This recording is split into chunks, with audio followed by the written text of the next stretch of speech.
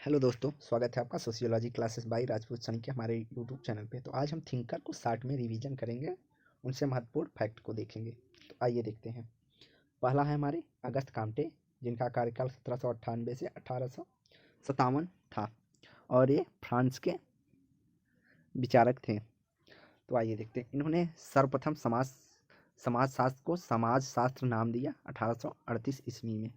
1838 के पहले समाजशास्त्र को सामाजिक भौतिकी के नाम से जाना जाता था, जिसके मुख्य सामाजिक भौतिकी नाम रखने वाले काम्टे और सेंट साइमन थे। अगला, अगस्त काम्टे को प्रत्यक्षवाद का जनक माना जाता है और जिनमें वह कुछ मात्रा में उद्विकासी भी माने जाते हैं, अर्थात उन्होंने विकास के नियम में उद्विकासी नियमों का पालन किया था। उन्होंने समाजशास्त्र को दो भागों में विभाजित किया, एक सामाजिक स्थितिकी और दूसरा सामाजिक गतिकी, सोशल स्टैटिक या सोशल डायनामिक। तो इसमें सर्वसम्मति से होती है सामाजिक स्थितिकी में, जबकि सामाजिक गतिकी के अंतर्गत हमारा समाज में होने वाले परिवर्तन आदि को शामिल करते हैं।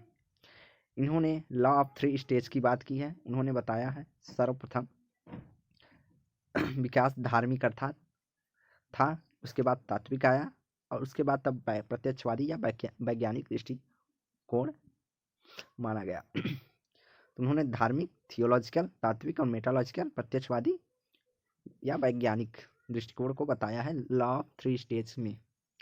अगला, उन्होंने विज्ञानों के स्तरीकरण के लिए भी अगस्त काम्टे को जाना जाता है। उन्होंने विज्ञानों का स्तरीकरण निम्न क्रम में किया है: गणित, खगोल शास्त्र, भौतिक शास्त्र, रसायन विज्ञान, जीव विज्ञान और समाजशास्त्र के रूप में उन्होंने विज्ञानों का स्तरीकरण किया है। अगला पॉइंट है, समाजशास्त्र की अध्ययन में उन्होंने प्रमुखतः अवलोकन की पद्धति, प्रयोगात्मक पद्धति, तुलनात्मक पद्धति और ऐतिहासिक पद्धतियों का प्रयोग किया है। इनकी प्रमुख पुस्तकें हैं positive philosophy, system of positive polity और रिलीजन ऑफ ह्यूमैनिटी अर्थात मानवता का धर्म। तो अगले थिंकर हमारे हर्बर्ट स्पेंसर। तो हर्बर्ट स्पेंसर का कार्यकाल हमारा 1820 से 1903 था। इन्हें प्रत्यक्षवादी एवं उद्विकासी दोनों माना जाता है। इन्होंने सर्वाइवल ऑफ द फिटेस्ट अर्थात योग्यता की उत्तरजीविता की अवधारणा दी। ये समाजशास्त्र के विकास को डार्विन के उद्विकासी सिद्धांत के अनुसार समाजशास्त्र में सामाजिक उद्विकास का नियम दिया, जिसे सामाजिक डार्विनवाद के नाम से भी जाना जाता है। इन्होंने समाज में स्वावयवी, असावयवी और सुपर ऑर्गेनिक 3 खंडों में विभाजित किया है। इन्होंने समाज के विकास को सैनिक समाज और औद्योगिक समाज के 2 भागों में विभाजित किया है। सैनिक समाज में आदिम समाज की आता है, जबकि औद्योगिक समाज में आधुनिक समाज की विशेषताएं पाई जाती हैं। अगला पॉइंट है, इन्होंने शरीर की भांति ही समाज को विशिष्ट घटकों के रूप में पारस्परिक निर्भरता रहता है कि भांति के रूप में परिभाषित किया है। स्पेंसर कहते हैं, जिस तरह शरीर का विकास निम्न क्रम में होता है, उसी तरह ही उद्विकासी सिद्धांत का करते हुए उन्होंने कहा समाज का विकास भी एक बच्चे की तरह ही, बच्चे से एक पूर्ण वयस्क की तरह होता है। डार्विन के उद्विकास के सिद्धांत के प्रयोग में समाजशास्त्र के विकास का क्रम बताया। उन्होंने कहा उद्विकासीय ढांचे में समाज की गतिशीलता होती है। इन्होंने समाज को 3 भागों में विभाजित किया, सरल, द्वियौगिक और त्रियौगिक। इन्होंने सरल, द्वियौगिक और त्रियौगिक में समाज को विभाजित किया है। सरल में इन्होंने आदिम एवं प्राचीन व्यवस्था को रखा है, द्वियौगिक के अंतर्गत मध्यकालीन व्यवस्था को और आधुनिक मतलब त्रियौगिक व्यवस्था को आधुनिक और वर्तमान व्यवस्था में वर्गीकृत किया है। अगला, इनकी प्रमुख पुस्तकें हैं principle of biology, principle of psychology, principle of ethics, social statics और ये प्रमुख पुस्तकें हैं। अगला,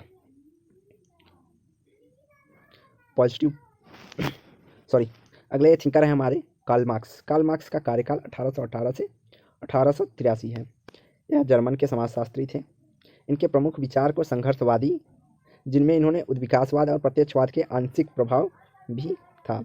इन्होंने प्रमुखतः ऐतिहासिक भौतिकवाद की अवधारणा दी और उन्होंने बताया आज तक के सभी ज्ञात समाजों में संघर्ष पाया जाता है।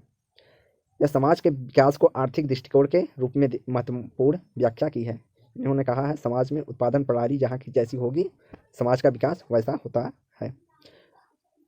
इन्होंने उत्पादन प्रणाली के आधार पर 4 युगों की चर्चा की है और 2 वर्गों की चर्चा की है, जिनमें अधोसंरचना तथा अधिसंरचना व्यवस्था की बात करते हैं। उन्होंने इंफ्रास्ट्रक्चर और सुपर स्ट्रक्चर की बात करते हैं। उन्होंने कहा जब इंफ्रास्ट्रक्चर में परिवर्तन आएगा अर्थात उत्पादन और आर्थिक शक्ति में परिवर्तन आएगा तो धर्म और कानून, सरकार, परिवार आदि सुपर स्ट्रक्चर में भी परिवर्तन होगा, यह मार्क्स मानते हैं। उन्होंने कहा अधोसंरचना अधिसंरचना को निर्धारित करती है। यह सभी युगों के लिए उनकी व्याख्या थी। वर्ग संघर्ष की अवधारणा, अगला, और वर्ग संघर्ष की अवधारणा दी। उन्होंने कहा सभी ज्ञातमान समाजों का इतिहास वर्ग संघर्ष का इतिहास रहा है। सामंती व्यवस्था में भूस्वामी और दास के बीच परस्पर विरोधी, कारखाना प्रणाली में पूंजीपति एवं श्रमिक के बीच वर्ग संघर्ष पाया जाता है। वर्ग संघर्ष मार्क्स के समस्त राजनीतिक और आर्थिक चिंतन का केंद्रीय अवधारणा है। मार्क्स को संघर्षवादी व्याख्या को मार्क्सवादी व्याख्या भी कहते हैं। अगला, इनका अलगाव का अवधारणा। इन्होंने कहा कि अलगाव का अर्थ स्वविमुखता स्थिति है जिसके परिणाम स्वरूप श्रमिक अपने कार्य से अलग हो जाता है और उससे कार्य के प्रति पूर्णतः उदासीनता हो जाती है। इन्होंने उत्पादन के 4 चरणों की बात की है, जिनमें उत्पादन प्रक्रिया से अलगाव हो सकता है, उत्पादन के ढंग से अर्थात शोषण के कारण, सहकर्मी से अर्थात प्रतिस्पर्धा होने के कारण, और स्वयं से भी अलगाव हो सकता है। कार्ल मार्क्स कहते हैं कि अलगाव की स्थिति व्यक्ति के 4 कारणों से आ सकती है। उत्पादन प्रक्रिया से अलगाव अर्थात उत्पादन में उचित दर न मिलने से अर्थात पैसे कम मिलने पर, उचित जितनी मेहनत करता है उससे कम पैसे मिलने पर काम में से अलगाव हो जाता है। उत्पादन में या तो शोषण के कारण अलगाव होगा कि पेमेंट उचित दर से ज़्यादा कार्य लेना, और सहकर्मियों से प्रतिस्पर्धा अर्थात सहकर्मियों के बीच प्रतिस्पर्धा होने से तनाव के कारण अलगाव हो जाना, और स्वयं से समेकित कारण भी हो सकता है। अगला, द्वंदात्मक भौतिकवाद की अवधारणा। द्वंदात्मक भौतिकवाद की अवधारणा इन्होंने हीगल के विचारात्मक द्वंद्ववाद अर्थात वाद प्रतिवाद संवाद से प्रभावित होकर मार्क्स ने इसके विपरीत द्वंदात्मक भौतिकवाद की अवधारणा दी है। हीगल ने विचारात्मक वाद द्वंद्ववाद की अवधारणा दी थी।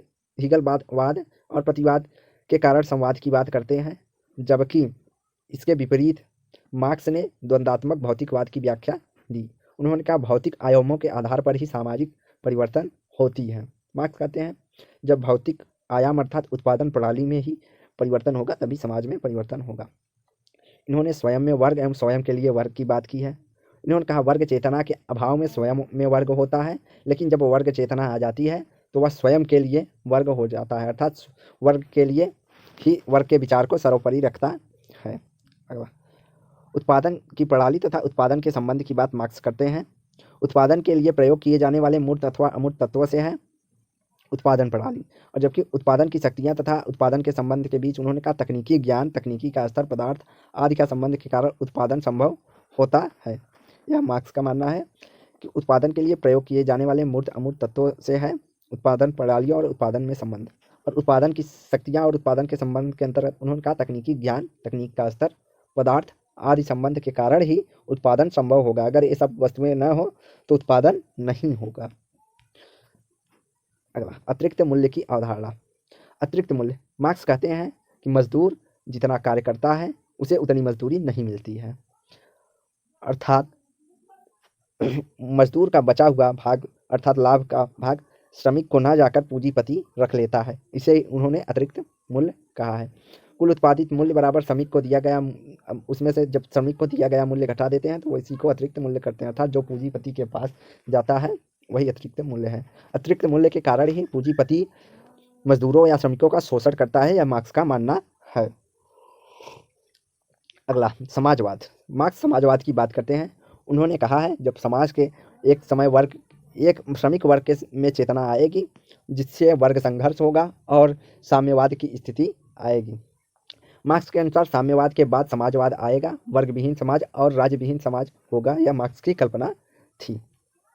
एशियाई उत्पादन प्रणाली के अंतर्गत मार्क्स ने कहा कि वह प्रणाली जिसके अंतर्गत राज्य भूमि तथा सिंचाई साधनों पर अधिकार कर लेता है और राज्य के पास सैनिक और राजनैतिक शक्ति होती है, जिससे वह वहाँ पे उपज श्रमिक और जनता का शोषण करते हैं और इसे एशियाई उत्पादन प्रणाली उन्होंने कहा, जैसे कि चीन आदि की व्याख्या करते हुए। मार्क्स की प्रमुख पुस्तकें इस प्रकार हैं। होली फैमिली एंजल्स के साथ लिखते हैं। कम्युनिस्ट मैनिफेस्टो, ये भी पुस्तक उन्होंने एंजल्स के साथ लिखी है। जर्मन आइडियोलॉजी, ये भी पुस्तक उन्होंने एंजल्स के साथ लिखी है। दास कैपिटल 1867 में, और प्री कैपिटल इकोनॉमिक फॉर्मेशन 1857 से 1858 तक, प्री कैपिटल इकोनॉमिक फॉर्मेशन। अगला है the first Indian war of independence 1857, या capital A critic of political economy आदि प्रमुख पुस्तकें मार्क्स से संबंधित हैं, जिनमें से प्रमुखतः दास कैपिटल, जर्मन आइडियोलॉजी और कम्युनिस्ट मैनिफेस्टो, हॉली फैमिली आदि परीक्षा की दृष्टिकोण से महत्वपूर्ण है। तो आज का यहीं समाप्त करते हैं। वीडियो को लाइक एंड शेयर करें, चैनल को सब्सक्राइब करें। धन्यवाद।